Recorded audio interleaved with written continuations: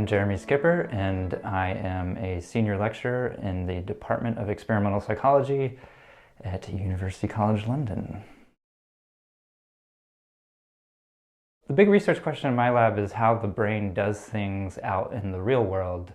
And so we are interested in understanding how the brain allows you to understand information, communicative information in movies, how it allows you to surf the internet, for example, Facebook, or look at Instagram, how the brain allows you to integrate information from audiobooks. And one of the reasons we want to do this is because we know a lot about how the brain processes individual bits of information. So we know how the brain processes speech sounds, we know how short-term and long-term memory works, or at least we think we know how those processes work. We know a lot about attention, we know a lot about semantics and syntax, but what we don't know is whether all of those pieces, those cognitive and perceptual processes operate together and how that happens in the brain. We don't know how all of those individual networks involved in all of those individual processes work together. We just have no clue.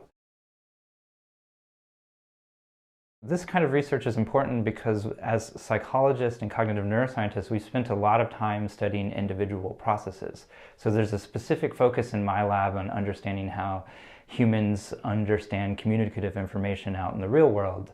And so we know a lot about how the brain processes individual speech sounds. We know a lot about how the brain processes syntax. We know a lot about how the brain processes semantics, etc. But what we don't know is how the brain processes all that information at once. And plus, when you add the communicative situation of being out in the real world, we don't know very much at all about how the brain uses other sources of information. So for example, when I'm talking to you as a person, I'm able to refer to things out in the environment. I produce gestures, I produce face movements.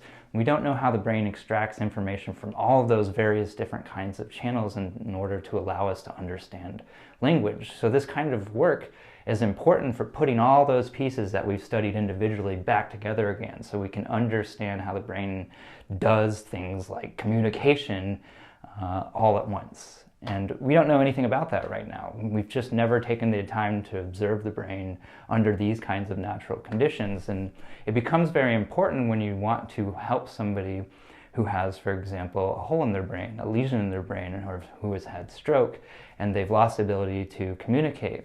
If we know about all of these networks involved in all of these processes, and how all of those networks work together, we can then target interventions to specific kinds of networks to help people improve from aphasia, for example.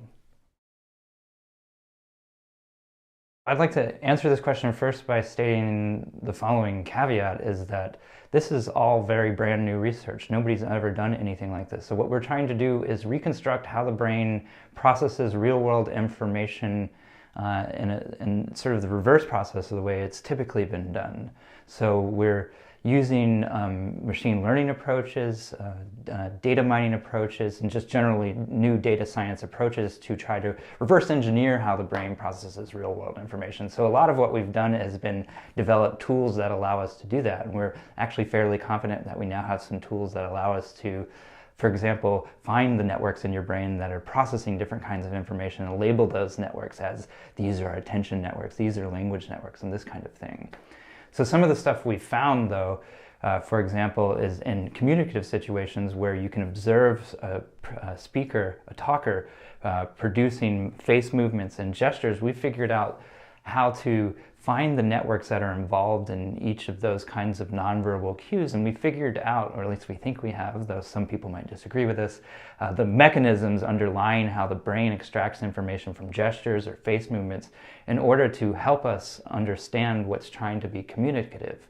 And we think from the data that we have that the brain does that in a predictive way. So the gestures you use often precede the words that those gestures accompany, and we can extract information from that and use it to predict what words are going to come next. And we think that's how the brain processes that kind of information in these kind of separable networks that are sort of cooperating and competing with one another. So that's an example of the kind of thing we found.